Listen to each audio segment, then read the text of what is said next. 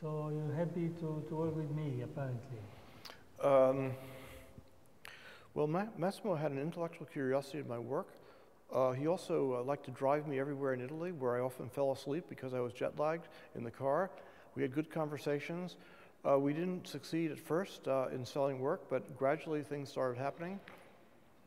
And the great thing about Massimo was, since he was based in Brescia, which was a steel fabrication and glass city, he was able to supervise fabrication of a lot of my pavilions.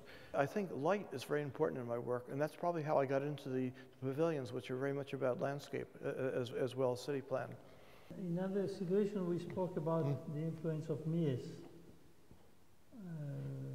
regarding your early pavilions.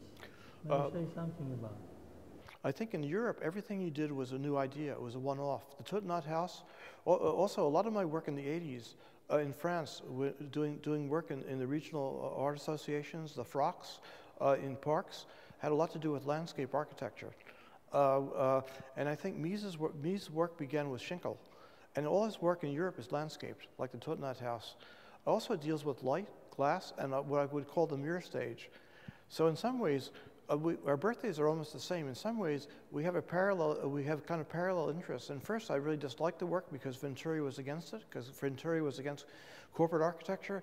But what I tried to do actually with Alteration of Suburban House and some of my early works, which were before the pavilion pieces, was to combine two people who were opposed to each other, Venturi and Mies. It was like a hybrid that I put together. Are you an artist, then? I'd like to put myself in the edge of two things, making a hybrid. So I still consider myself an artist who loves architecture as a hobby. So you're an artist close to architecture and close to photography, but as an architect you're an amateur also as a photographer. Pavilions are somewhere in between everything. So it's kind of very close to architecture. In other words, it really is close to Mies van der Rohe's Barcelona pavilion. Okay, thank you. Okay.